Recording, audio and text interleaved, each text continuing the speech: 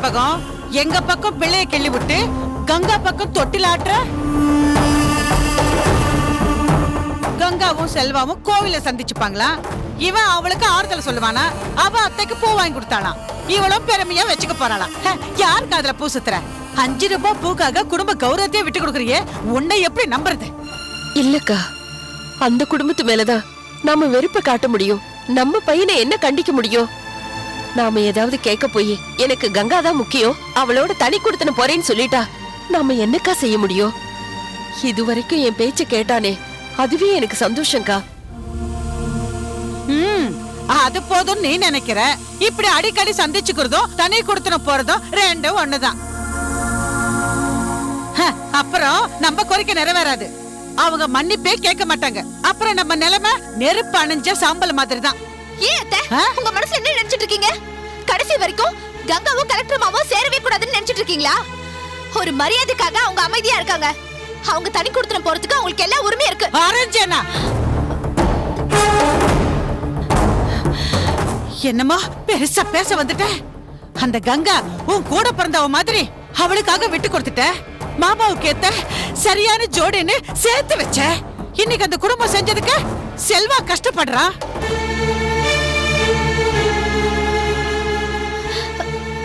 அத்த, பெரியத்த சொல்றத கொஞ்சம் நல்லா கவனிங்க. அன்னைக்கு கல்யாணத்துல சண்டை வந்தது, ஊர்க்காரங்க அடிச்சது, அதனால கோபம் வந்தது. இது எல்லாமே பொய் அத்த. எனக்கும் கலெக்டர் மாமாக்கும் கல்யாணம் நடக்கணும்னு இந்த அத்தை நடத்த நாடகம் அதெல்லாம்.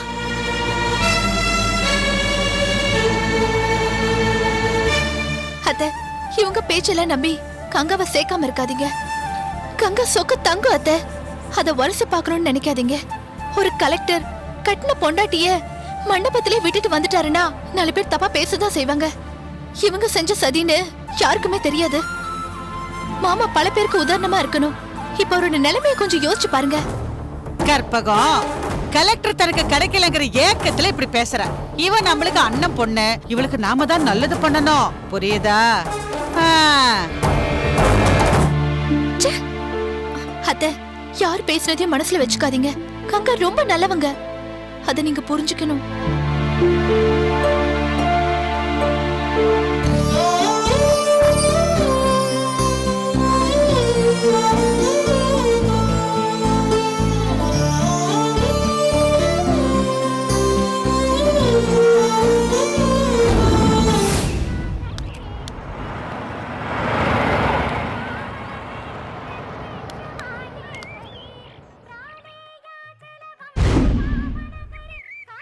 அக்கா, இவ்வளவுதான் நான் தேடிக்கிட்டு இருந்தேன். வா, ஒரு கச்சேரி வைக்கலாம். வா, போயிடு போற வா.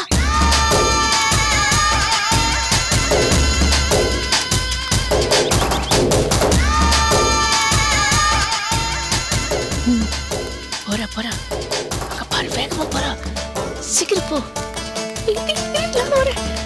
அக்கா, இந்த உலகத்துல யார் யாரு சாமி கும்புறதுன்னு ஒரு விவஸ்தையே இல்ல. பெத்தவங்களை எல்லாம் மறந்து ஓடுற ஓடுகாலிங்களை எல்லாம் சப்போர்ட் பண்ணாதீங்க கடவுளே. அது உங்களுக்கு நல்லது இல்ல. இளவச்சி, நீ சொன்ன சரியாதான் இருக்கும். ஆனா அது உரைக்க வேண்டியவங்களுக்கு உரைக்கலையே. ஏய், யார பார்த்து ஜாடமாடியா பேசிட்டு இருக்கீங்க? ஊரை விட்டு ஓடின ஓடுகாலி நீதானே? உன்னை பத்தி தான் பேசிட்டு இருக்கோம். நான் ஒன்னும் பார்த்து பழகாதவன் கூட ஓடல. பல நாள் பழகி ஆசைப்பட்டவன் கூட தான் போனேன். அதுல என்ன தப்பு இருக்கு? ஓ ஹடியே, என்னடி சப்ப கட்டு கட்டுற? ஊரு உலகத்துக்கு தெரியாம பெத்தவங்களை தூக்கி எறிஞ்சிட்டு ஆசைப்பட்டவனோட ஓடினாலும் ஓடுகாலின்னு தாண்டி சொல்லுவாங்க. இது பாரு, நீ வலிய வந்து வம்பிழுத்துட்டு இருக்க. எனக்கு வர கோவத்துக்கு என்னடி செய்வ? என்ன செய்வனா? கோயில் தெருவுன்னு கூட பார்க்க மாட்டேன். கழுத்தை நெரிச்சு கொன்னுடுவேன். நீ கழுத்தை நெரிச்சு கொல்ற வரைக்கும் என் கைய களை பறிச்சிட்டு இருக்குமா? வரேன், ஐயா வீட்டுக்கு மருமகளா வரேன். வந்து உன்னை அந்த வீட்டை விட்டு விரட்டல. நான் டிஎஸ்பி செண்பக பாண்டியனோட தங்கச்சி இல்ல. ஒரு காலும் நடக்காது. அப்படிலாம் கனவு கண்டுட்டு இருக்காத. அது நடக்கத்தான் போகுது. கல்யாணத்துக்கு என் அண்ணன் சம்மதிச்சிட்டாரு. உன் அண்ணன் சம்மதிச்சா போதுமாடி, எங்க ஐயா சம்மதிக்கணும். அப்படியே அவர் சம்மதிச்சாலும் நாங்க சம்மதிக்க விட மாட்டோம். இளவஞ்சி, நீ எதுக்கு இந்த மாதிரி ஓடுகாலிக்கிட்டு பேசிட்டு இருக்க? மங்க, நீ சும்மா இரு. உன்னை பத்தி தான் இந்த ஊரே சிரிக்குது. நீ எனக்கு நியாயம் சொல்ல வந்துட்டியா? என்னடி பேசுற நீ? என்ன? யார என்ன? பார்த்து ஊர் என்ன சிரிக்குது? பண்ணுவ நீ உன்னை என்ன? பார்த்தாடி ஊர் சிரிக்குது. ஆ. ஐயா உன் பையனை மயக்கி அக்கா வந்துட்டா. இவகிட்ட எதுக்கு வாய குடுக்குற? சாணி உருட்டுற வண்டு சந்தனத்தை பார்த்து பழிச்சுதான். நம்மள பத்தியும் நம்ம குடும்பத்தை பத்தியும் இதுக்கு என்ன தெரியும்? தெரியும். உங்க 2 பேரை பத்தியும் நல்லாவே தெரியும். இங்க நடக்கிறத அங்க சொல்றது, அங்க நடக்கிறத இங்க சொல்றது, இப்படி நாடகம் நடத்துறதுல நாரதரையே மிஞ்சிட்டீங்க. ஏய், நீ வசமா வாங்கி கட்டிக்க போற? மரியாதை கிளம்பு. இந்த பூச்சாண்டி வித்தையெல்லாம் என்கிட்ட வேண்டாம். உங்களுக்கு மரியாதை கொடுக்கணும்னு எனக்கு ஒண்ணு தலையெழுத்து இல்ல. போனா போட்டுன்னு தான் விட்டுக்கிட்டு இருக்கேன். கூடிய சீக்கிரமே ஐயா வீட்டுக்கு மருமகளா வந்து உங்க கொட்டத்தை அடக்கத்தான் போறேன். அது வரைக்கும் நீங்க ஆடுற ஆட்டத்தை எல்லாம் ஆடுங்கடி. ஏய், நானும் பாத்துட்டே இருக்கேன். யார பார்த்து வாடி போடுங்கற? உங்க 2 பேரையும் பார்த்து தாண்டி. என்ன திமிரா பேசிட்டு போறா பாத்தியாவ? இளவஞ்சி அவ சொல்லிட்டு போறத பார்த்தா உனக்கு போட்டியா ஐயா வீட்டுக்கு வந்துருவா போல இருக்கே. வந்துருவாளா? இந்த இளவஞ்சி இருக்கிற வரைக்கும் அது நடக்கவே நடக்காது. அண்ணங்காரனும் அந்த கிழவியும் சரவணனுக்கு கட்டி கொடுக்கறதுக்கு சம்மதிச்சிட்டாங்களா? அவங்க ஐயா கிட்ட வந்து பேசி ஐயாவை சம்மதிக்க வச்சுட்டா அவ அந்த வீட்டுக்கு வந்துதானே ஆகணும். யார் ஆதரிச்சாலும் சரி, இந்த இளவஞ்சி அந்த வடிவ ஆதரிக்க மாட்டா. ஐயா வீட்டுக்கு இவ மருமகளா வரவே முடியாது. நான் விட மாட்டேன். வாக்கா என்ன பேச்சு பேசிட்ட? போ. மணிமேகலை,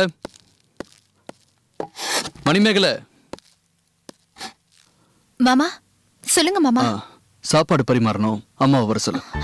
மாமா நான் கூப்பிட்டேன்னு கூப்பிடு, அம்மா சந்தோஷப்படுவாங்க. சரிங்க மாமா. ம்.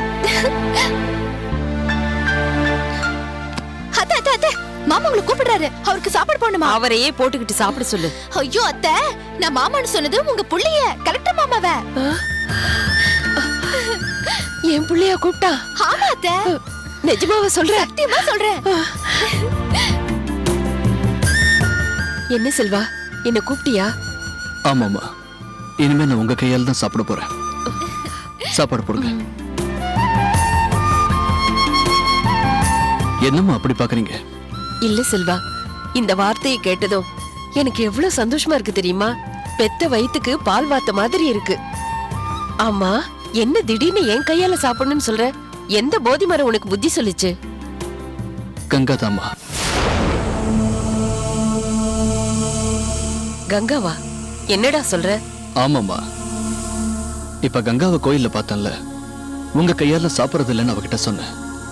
அதை கேட்டு ரொம்ப வருத்தப்பட்டா. முதல் வெளிய வீட்டுக்கு போய் அம்மா கையால சாப்பிடுங்கன்னு சொன்னா. போய் சாப்பாடு எடுத்துட்டு வாங்கம்மா.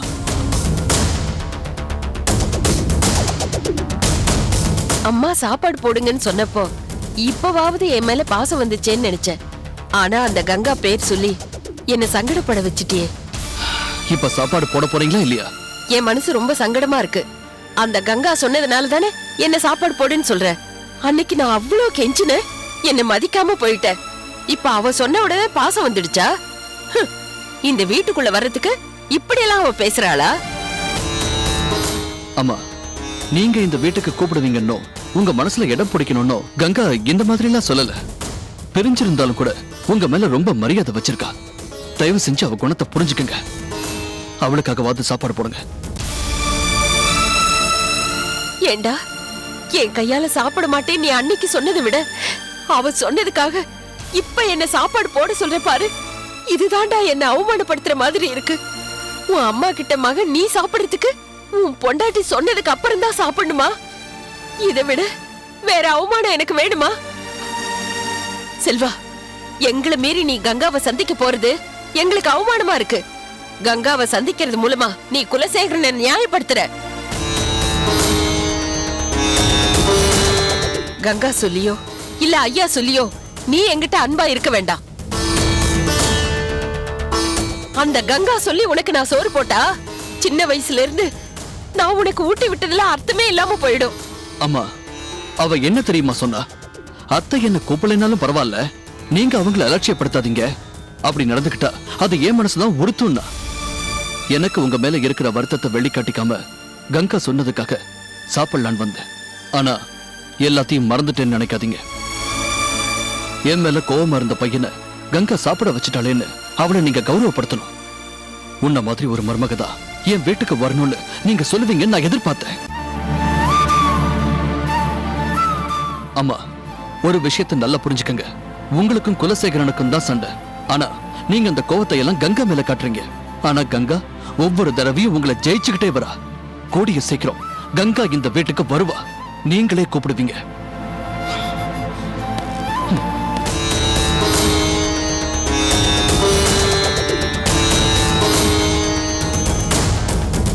பாத்தியாடி, நீ இவ்வளவு தூரம் பேசுற, ஆனா அவன் அந்த கங்காவை பத்தி எப்படி எல்லாம் பேசிட்டு போறான்னு. சும்மா இருக்கா நீ வேற.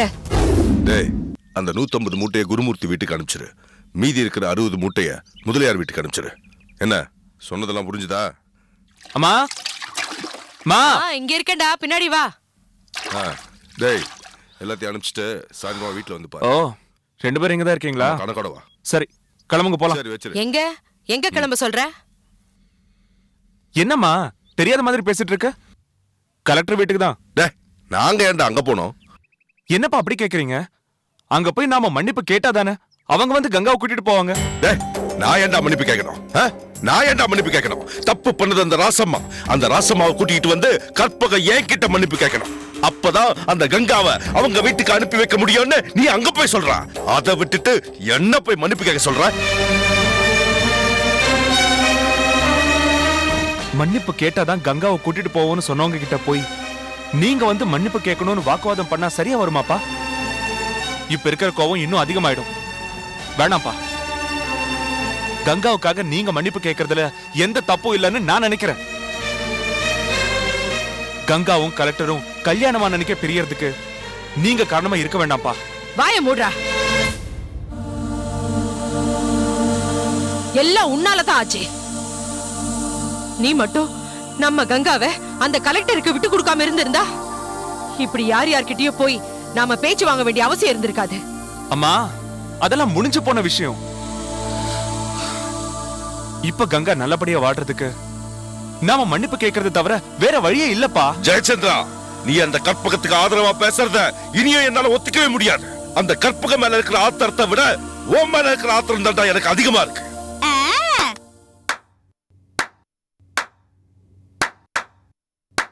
அப்படி நல்லா நறுக்குன்னு கேளுங்கப்பா, அப்பதான் அவனுக்கு சொரணை வரும். ஏய், நீ எதுவும் பேசாத.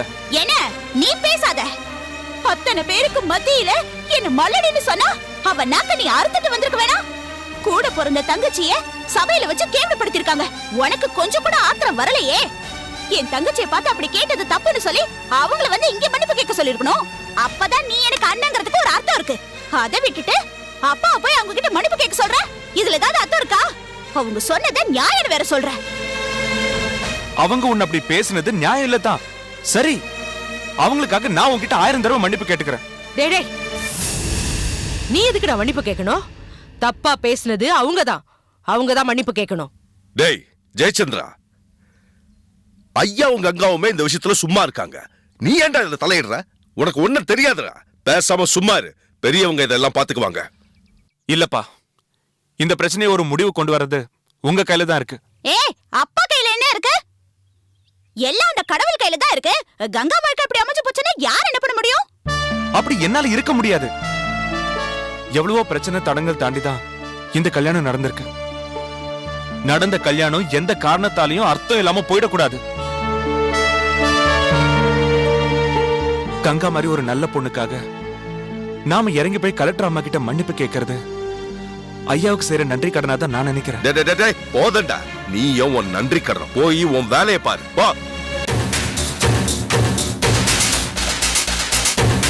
போறேன்பா. ஆனா கங்காவும் கலெக்டரும் பிரிஞ்சிருக்கிறதுக்கு கடைசி வரைக்கும் நீங்க தான் காரணமா இருந்தீங்கன்னா உங்களை என்னால மன்னிக்கவே முடியாதுப்பா. நான் மறுபடியும் இந்த வீட்டுக்கு வரணும்னா நீங்க போய் மன்னிப்பு கேட்கணும். கேட்பீங்க நம்புறேன்.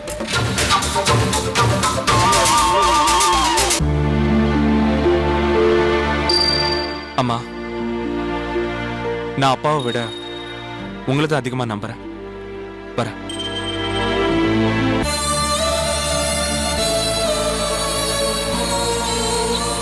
இதுக்கு மேலே நம்ம சும்மா இருக்க கூடாது. கலெக்டர் வீட்டுக்கு போயிட்டு இந்த பிரச்சனைக்கு ஒரு முடிவை கொண்டு வரணும்.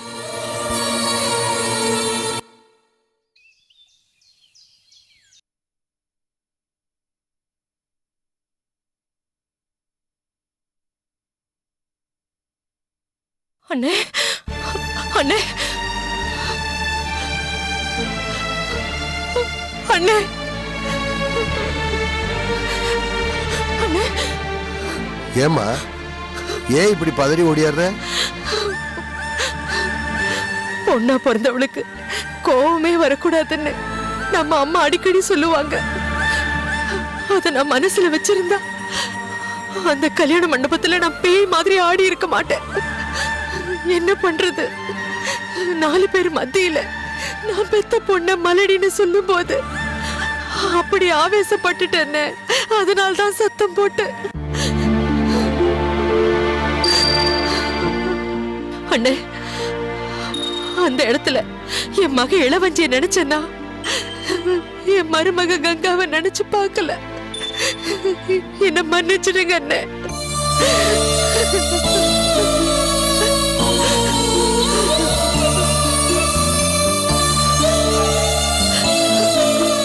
அண்ணி, நான் போட்ட சண்டையால தானே கங்கா புருஷ வீட்டுக்கு போக முடியாம போயிடுச்சு. கல்யாணம் ஆகியும் கங்கா பிறந்த வீட்டுல இருக்கிறத என்னால பார்த்துட்டு இருக்க முடியாது அண்ணி, பார்த்துட்டு இருக்க முடியாது.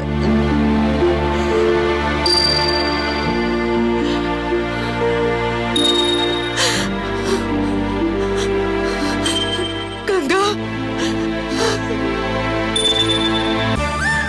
கங்கா,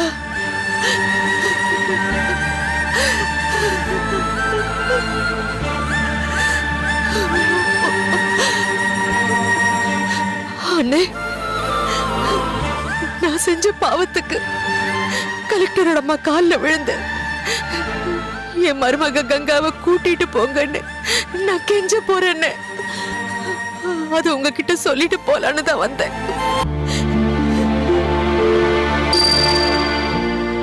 ஐயா, முத்தரசி சம்மந்தி வீட்டுக்கு போலான்னு நினைச்ச மாதிரி தான் நானும் சுப்புலட்சுமி நினைச்சோம். நீங்க பூஜை முடிச்சிட்டு வந்ததும் உங்ககிட்ட சொல்லிட்டு போலான்னு நினைச்சோம். ஐயா, நீங்க போயிட்டு வாங்கன்னு சொன்னீங்கன்னா நாங்க சம்மந்தி அம்மாவை பார்த்து நம்ம பக்கத்துல உள்ள நியாயத்தை சொல்லிட்டு வருவோம். ஆமாண்ணே. சரின்னு சொல்லுங்க ஐயா.